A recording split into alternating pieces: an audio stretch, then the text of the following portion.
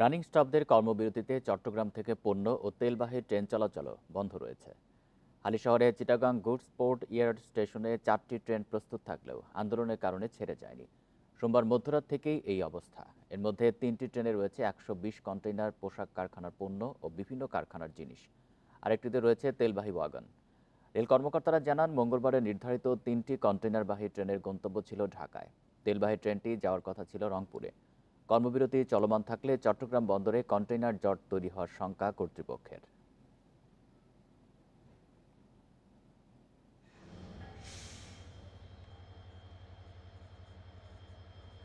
আমার কাছে 4টাই ট্রেনে আছে, 4-5টা ট্রেনে আমার কাছে আছে। সম্পূর্ণভাবে প্রভাব পড়বে আন্দোলনের কারণে। আমি সব প্রভাব লোড করে সবাই 5টা কন্টেইনার লোড করে ফেলা রাখছি, তেলের ট্যাঙ্কি লোড করে ফেলা রাখছি।